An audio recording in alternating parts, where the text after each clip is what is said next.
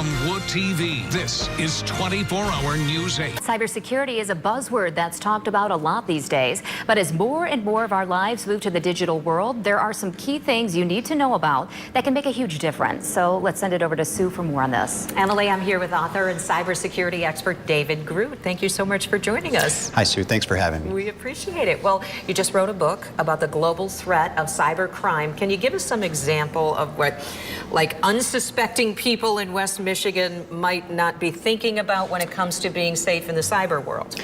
Well, so these are the cyber criminals are very sophisticated, highly skilled, highly funded folks who are coming after everybody. Nobody's exempt from being a target for cybercrime. Some of the things that you can see happen, their personal savings can get wiped out. I had a client the other day tell me about a story where their debit card was attached to something. They got hacked. They went in and they emptied out their checking account. So anybody can be affected by this. That's terrifying because you don't really think that that's going to happen to you. You think it might be somebody's business or something like that, but Correct. on a personal level, it's, you know, it's surprising. I would think you just go along with your daily life and you don't expect it to happen to you. Right. But there's 5 things that you like to impress upon people that they need to be doing. I do. I have 5 tips, and the first tip is, it's an old tip, it's unique passwords.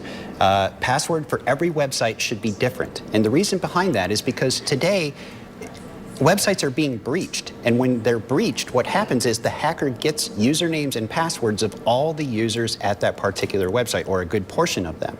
Then they sell those email addresses and passwords on the dark web so that any hacker can buy them and now knows your password. Well, guess what? If you're using the same password for multiple websites, I have a password from another website, I'm going to go try other things like your online banking or your social media or your email address. And if I can get in using that same username and password, because most people are using the same password for multiple websites because it's easier to remember one password than it is to remember multiple.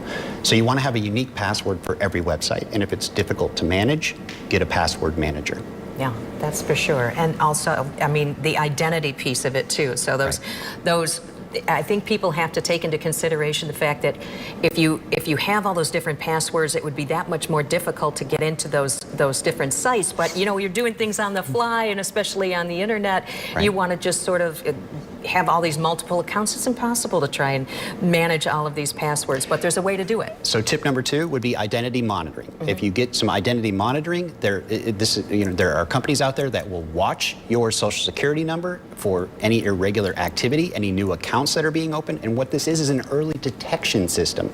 It's going to let you know when things are taking place. So if you go apply for credit, you're going to get a report back that you've got somebody checking your credit. That's going to give you early detection, and you're going to have these folks to help you in the event of your identity being stolen, which is a huge problem. And of course, 3, 4, and 5 here on ways to protect: freeze credit, multi-factor authentication. Authentication, yes, okay. And you know, that's just important to keep in mind. It's those best practices, like you say. On social media, share with your intended audience. Check your privacy settings often. Check them every month. The social media companies are changing them all the time. So go make sure you're sharing the personal information with the people you want to, and not the entire public. Okay. David Groot, thank you so much for Thanks joining for us. having me. We appreciate it. We have a lot more information on our website, woodtv.com.